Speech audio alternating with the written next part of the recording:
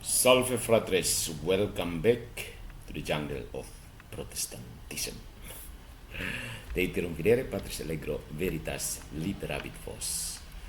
Wahai, apa yang akan kita perbuat pada kesempatan berikut ini? Let me know from the comment below. Oke. Kali ini saya mengajak kita untuk membahas penolakan terhadap reduksionisme psikologi kultus.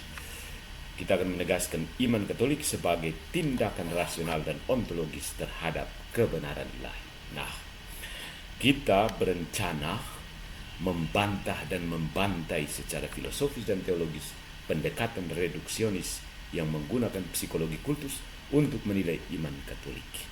Kita akan mengemukakan proposisi metafisik yang menegaskan bahwa iman adalah relasi ontologis terhadap kebenaran tertinggi dan tidak dapat dijelaskan secara memadai melalui lensa psikologi massa. Dengan menampilkan serangan balik terhadap motif dan kelemahan epistemologis pendekatan tersebut, pembahasan ini juga menunjukkan bahwa tuduhan semacam itu seringkali bersumber dari ketakutan, kebingungan historis, dan inferioritas intelektual dari komunitas-komunitas anti-Katolik. Vamonos. Dalam beberapa dekade terakhir, pendekatan psikologi kultus digunakan oleh sebagian kalangan anti-Katolik untuk menganalisis iman Katolik secara pejoratif. Tuduhan ini menyamakan iman umat Katolik dengan bentuk manipulasi kelompok, kontrol mental, dan kepatuhan membuta. Penelitian atau opini yang demikian sering dikemas secara ilmiah, namun sesungguhnya mengandung bias epistemologis dan logika yang cacat secara filosofis. Mari kita beri bantahan terhadap pendekatan tersebut, sekaligus menunjukkan niat tersembunyi dan kegagalan intelektual para penuduh yang bersemangat itu. Iman adalah tindakan ontologis dan rasional. Dalam tradisi Katolik, iman bukanlah sekedar perasaan atau respon afektif terhadap tekanan sosial, melainkan tindakan intelek dan kehendak yang diarahkan kepada kebenaran ilahi.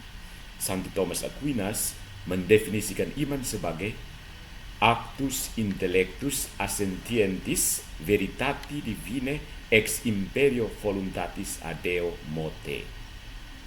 Summa Theologia par secunda secunde, question 2, artikel 9. Artinya, iman adalah tindakan intelek yang menyetujui kebenaran ilahi oleh dorongan kehendak yang digerakkan oleh Tuhan. Implikasinya, iman tidak dapat dijelaskan cukup melalui dinamika psikologis, karena objek iman adalah transenden. Ini menyangkut dimensi ontologis, yakni relasi eksistensial antara ciptaan dan sang pencipta. Maka, iman tidak tunduk pada klasifikasi patologis seperti dalam studi tentang kultus. Yang ketiga, kekeliruan metodologis dalam psikologi kultus. Pendekatan psikologi kultus bekerja di wilayah fenomena sosial psikologis yang bersifat empirik, yaitu dominasi kelompok, isolasi sosial, dan manipulasi kognitif. Namun, akan tetapi, iman Katolik tidak dapat direduksi pada gejala luar tersebut. Gereja tidak menahan umatnya melalui tekanan psikis, melainkan membimbing mereka dengan kebebasan dan akal budi. Lebih jauh, pendekatan ini melakukan fallacia categoriae, yakni kekeliruan dalam menerapkan kategori. Pendekatan ini mencoba menilai tindakan spiritual dengan alat ukur behavioristik. Ya, ini seperti menilai musik Johann Sebastian Bach hanya dengan getaran frekuensi, tanpa mempertimbangkan makna estetis dan struktur harmoni yang tidak kasat mata. Ya. Ada ironi dan proyeksi dalam tuduhan anti-Katolik tersebut. Ya. Secara sosiologis dan psikologis, tuduhan semacam ini lebih mencerminkan proyeksi ketakutan dan kecemasan dari penuduh itu sendiri. Banyak komunitas pasca reformasi mengalami ketidakstabilan doktrinal, absennya otoritas interpretatif, dan ketergantungan yang besar pada figur pemimpin karismatik. Sungguh ironis bahwa yang menuduh Katolik sebagai kultus seringkali adalah mereka yang berkumpul secara eksklusif di bawah otoritas seorang pengkhotbah tunggal dengan tafsiran personal atas kitab suci dan menolak semua bentuk koreksi eksternal. Apa yang disebut psikologi kultus dalam konteks ini pada akhirnya hanyalah pelarian akademik bagi mereka yang telah kehabisan argumen iman. Mereka tidak mampu menyanggah kekokohan tradisi suci, tidak dapat merobohkan struktur rasional dalam teologi Katolik, dan akhirnya berlindung di balik retorika ilmiah yang dipaksakan. Dengan sinis dapat dikatakan, mereka mencoba menyelamatkan doktrin lepas kendali dengan cara menyerang stabilitas gereja Katolik. Karena tentu saja, jika Anda tidak bisa mendirikan bangunan, robohkan saja rumah tetangga Anda. Ya, trik yang bagus ya. Yang kelima, penegasan teologis dan filosofis. Gereja Katolik sebagai tubuh mistik Kristus adalah persekutuan yang menghargai kebebasan, akal budi, dan kebenaran. Dia tidak menarik orang melalui teror mental, tetapi melalui daya tarik kebenaran yang menyentuh akal dan hati nurani. Mereka yang menuduh Katolik sebagai kultus menunjukkan ketidakmampuan membedakan antara otoritas rohani yang sah dan dominan manipulatif.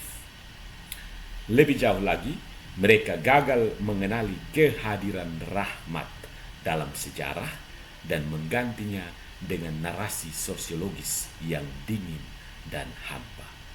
So, my friend, tuduhan bahwa iman Katolik adalah bentuk kultus adalah bentuk reduksionisme intelektual dan spiritual yang mesti ditolak. Tuduhan ini gagal secara metodologis, filosofis, dan teologis. Dalam terang akal dan iman, iman Katolik berdiri bukan sebagai sistem tekanan kolektif, tetapi sebagai tanggapan bebas manusia terhadap kebenaran yang menyelamatkan. Dan kepada mereka yang terus bersembunyi di balik jargon kultus karena takut pada tradisi yang kokoh dan gereja yang tetap setia selama 2 milenium, mungkin inilah saatnya berhenti bermain psikolog amatir dan mulai membaca Summa Theologiae. Setidaknya di sana logika masih dihargai dan kebenaran tidak diperlakukan sebagai penyakit jiwa.